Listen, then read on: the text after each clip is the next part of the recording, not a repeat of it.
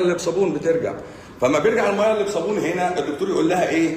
وقفي زيوت، وقفي مقالي، وقفي مسبك، وقفي وقفي وقفي وقفي، اللي هو الميه اللي رجعت العصاره الشوربه، وقفي بهارات، وقفي بقدونس، وقفي وقفي وقفي، وهو نسي خصله الشعر اللي تحت. يا ابني انت بتوقف ايه؟ الوزن المثالي؟ لا، كل واحد حسب. بص، كلمه وزن مثالي دي هم اخترعوها برضو عشان لا، انا اللي بيفرق معايا محيط الخصر. محيط الخصر، محيط الخصر يعني نقول 75 ستات 80 رجاله انا موافق عليه. محيط الخصر اللي هو من عند السره وتحتيها ب 2 سم وفوقها ب 2 سم. لكن وزن مثالي ما فيش حاجه اسمها وزن مثالي. كل واحد بوزنه. انا عن نفسي فوق المثالي بشويه.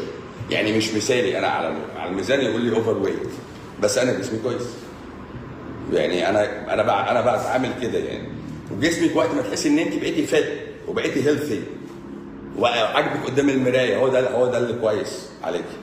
لكن مفيش حاجه اسمها وزن مثالي بقى ولازم، لا، احنا هنلعب في الرينج بتاعه. المقلي طيب شغال طبعا، بس من غير دقيق برضه.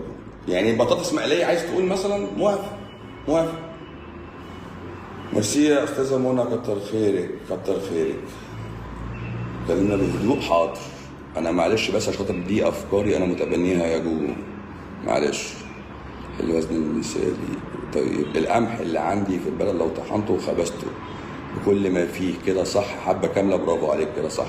كلمه الحبه الكامله معناها ان انا لما ارميها في الارض هتطلع لي نبات كامل ليه جذور في الارض، وليه ساق، وليه فروع، وليه اوراق، وبعد الاوراق دي ليه سنابل بقى اللي احنا بنشوفها في الرز وفي الذره وفي القمح.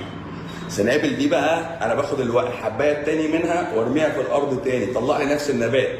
فانت جواك جنين قوي قادر على انتاج الاوراق والجذور والساق والفروع والاوراق تاني وسنابل اخته. حتى ربنا سبحانه وتعالى يعني سبحان الله اما جه بيتكلم عن الحسنات قال لك كمثل سنبله، كمثل حبه انبتت 7 سنابل في كل سنبله 100 حبه، فتلاقي سنابل في حبه في سنابل في حبه. سيدنا يوسف اما جه حصل المجاعه في مصر قال له خزن حبوب. وحتى القران ما سابش التخزين ازاي، هو حتى قالها لك. يعني تلاقي في المجاعات والامور المشاكل العالميه تلاقي الدول تخاف على احتياط القمح، لان هو ده الاكل الاصيل بتاعك مش اللحمه. البروتين بتاعك مش بتاخده من اللحمه. اللحمه احنا بناكلها حلويات، انا باكل اللحمه عشان انا بحب اللحمه. خلاص، انا باخد البروتين بتاعي من الحبوب الكامله، سواء حبوب ويتس يعني زي القمح